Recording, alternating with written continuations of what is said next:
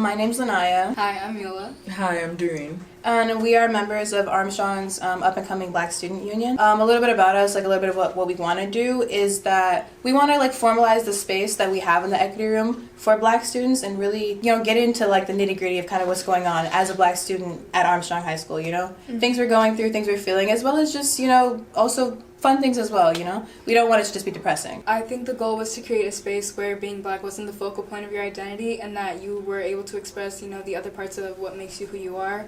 Also having a space to have productive conversations, talking about hard stuff that you don't really want to just kind of bring up out of the blue, like colorism, using the N-word, police brutality, and kind of like the Black diaspora. Yeah, we just want to create a safe space for Black students at Armstrong to have these conversations, but most importantly, we also want them to have fun and express their culture. What adversities you guys face while expressing your culture? I feel like growing up going to a predominantly white school, it's kind of hard to express yourself really in your culture because you don't really grow up with many people around you, and even as you get older, it starts to get hard to develop your own identity because you've been catered to act like other individuals around you. I think that I don't even have to necessarily be expressing my culture to be facing some sort of adversity. I could just be in a group of other Black students and automatically we are suspicious, I think it's not really even a matter of whether or not I'm outwardly being I'm Black, because it's just kind of what I am, right? It's just what you see when you look at me. So I guess that's the way I would answer that question is. I would say the adversities just definitely there's been an evolutionary change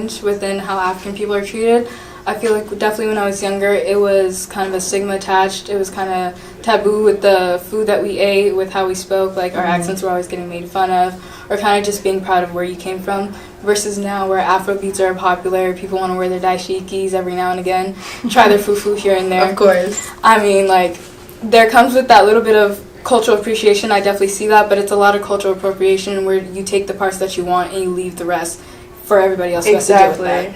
No, but I think that's really real because I think it's very easy for someone to try a new food or to put a flag in their bio, change their profile picture to Black Lives Matter, but they're not really living it, Yeah. How do you incorporate your culture in a day-to-day life? I feel my culture is incorporated in everything I do, from the way I speak to the clothes I wear, the music I listen to, and especially the food I eat. Growing up, bringing that type of food to school, I'd get judged for it, but now it's more popular and now people want to try it.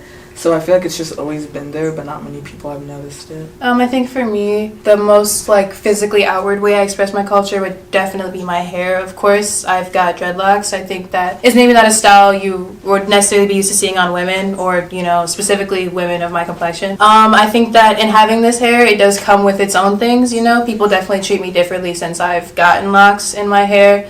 And so that's something I hear about a lot. There's always a comments about my hair or some other Black woman's hair. I think hair is a big part of the everyday culture because, you think about it, every day you wake up, you style your hair some way, or maybe you wake up and leave, but, that's something that's always attached to you. That's something I, am always thinking about. I would say that definitely going through the years there's been this evolutionary change about how Africans are treated. I'd say when I was younger there's more of a stigmatized experience within our accents being made fun of, or our food being made fun of, or our music, or how we dance, or how we look. But definitely as it's been getting more popular to listen to Afrobeats, to eat your little fufu, your jollof here and there, it becomes this thing where you can pick and choose what parts of this culture that you want. But I live that on a day-to-day basis. I think that hair, it's definitely a hot topic within who can wear locks and who can have box braids, and it's just at the end of the day, this is a part of my culture, this is who I am, and I can't really take it off at night. Literally. I think that's the biggest point. I feel the whole idea that you're Black all the time.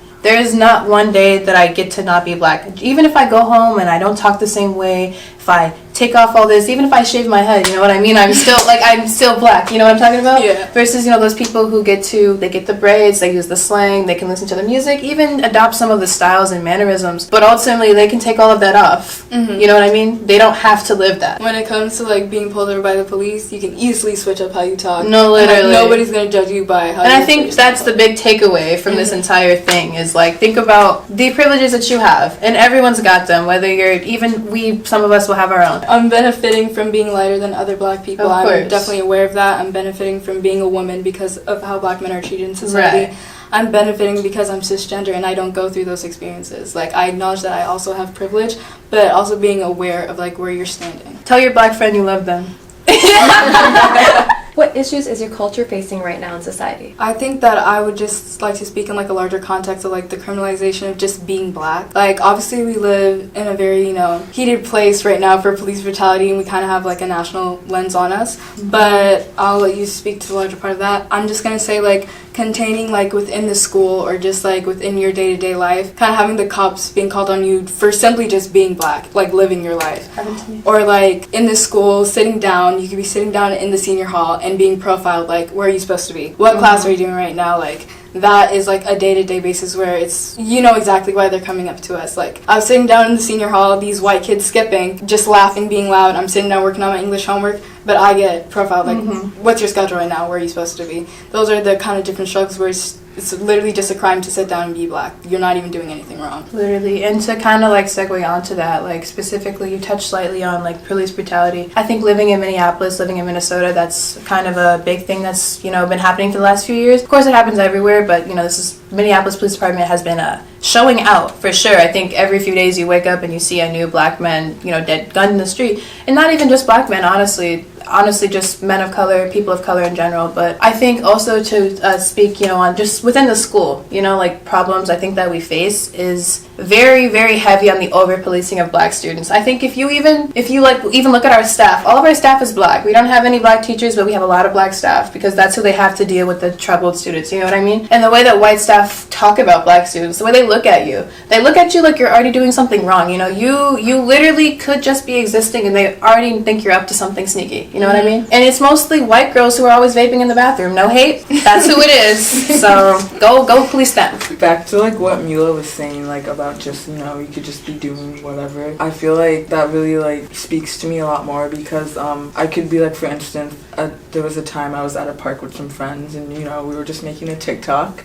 Aniya was one of them, and we got the police called on us just simply for just being outside at a park making a TikTok. Literally, you're not allowed to. Black joy is not something that people are comfortable with for some reason. Yeah. They see a group of black people being loud. We could be laughing, but they're seeing something completely different. They're seeing nefarious activity going on. And it wasn't even like the situation did not escalate like at all, but it's just the fact but that it's the that police fear. were still called on us just because we were being black and doing. I think what people don't understand is that racism is not always someone committing a hate crime or someone calling you a slur. It's very subtle acts that let you know you're different, that let you know you're not like equal to them, and that they're making sure you know that. They're making sure you know that you're underneath me a little bit, just a little bit, And I feel like the fact that it goes just like dismissed is because we're just desensitized to it. Like the violent, gory images that we get bombarded with on the daily about like people being killed by the police or just absolutely being mauled or like, beaten to a pulp. There's a sort of like there's something animalistic about it. They're not looking at you like a human being. You're black. You're not a person. You're black. And that comes before your identity. And it's even not even just police brutality, but it's in the small things that let you know that you're less than. Like you're not equal to us. What would you like the rest of society to know about your culture? I think I would like, the rest of society to understand that black culture is something that's beautiful. It's something that's fun. It's something that I think there's no issue in wanting to appreciate. However, what you have to say about it is quite frankly not that important if you're not a part of black culture. And also, black culture is not really something you get to just put on as a costume, You can listen to your rap music, you can talk with your slang, you can switch up your attitude around certain friends, but not everybody gets to take off that costume when they come home, There are lots of people like us, who you're black all the time, no matter what, Yeah. And I also feel like, as like being African, not all Africans are the same, like we're not all Liberian and we each have like our own different cultures and identity. And I feel like we just get like labeled under like one. Not everybody's West African. Yeah.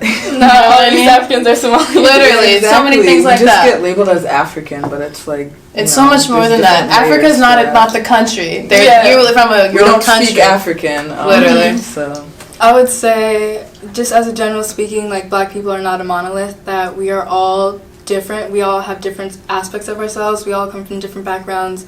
We experience things obviously the same because of racism, that I can bond with somebody from a country I've never met before, but we both have this thing of how we fix our hair because we have this unique hair texture, of how we deal with the police because we get racially profiled. We do have those bonding over some serious stuff, and that's important, but we are on like a fundamental level different people with unique experiences. I would also like to add, you were like, we all have the same experience. I think we all have similar experience, but I will say that, you know, I'm somewhat of a lighter complexion, for instance. My experience is never going to be the same as someone like you or Derine. I think people who aren't black also are not necessarily privy to the hierarchies that exist within black culture itself, you know?